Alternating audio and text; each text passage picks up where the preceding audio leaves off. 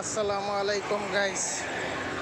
এই যে ছোট ছোট দোকানগুলি দেখতেছেন, এই দোকানগুলি আমি বসে চা খাইলাম, সিগারেট খাইলাম আর আলাপ করলাম। হালকা আলাপ করার পরে এরা বলতেছে সকাল সকাল 6টা থেকে এখানে এসে বসে আর একবার রাত 1টা পর্যন্ত এরা বেচা কিনা করে 10 থেকে 15,000 টাকা। বৃষ্টি না আসে এই পরিমাণ সেল। আমি অবাক হয়ে গেলাম। এই বিষয়টা নিয়ে আমি আজকের থেকে 3টা প্রতিবেদন তৈরি করলাম, ভিডিও করলাম।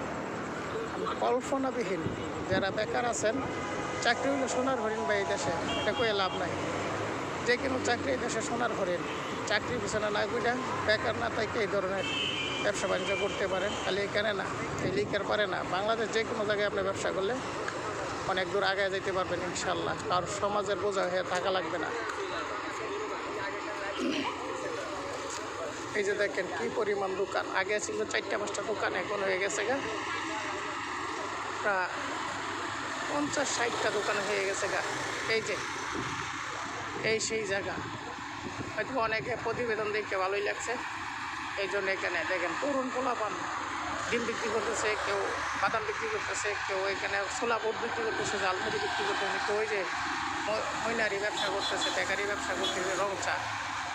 প্রচুর পরিমাণ চেন। এই যে দেখছেন গাড়ি, এরকম গাড়ি থামাইয়া, বাইক থামাইয়া দূর দূরান্ত থেকে লোক এখানে আসে ঘোরার জন্য। হাজার হাজার লোক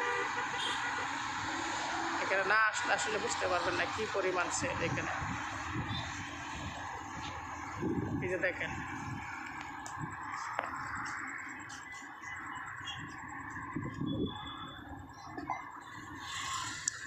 রাস্তার এই পারেও যেরকম দেখতেছেন, ঠিক সে রাস্তার ওই পারেও একই রকম। ওই যে দেখেন দোকান লাইট জ্বালায়া ব্যবসা করতেছে, এলাহি কারখানা।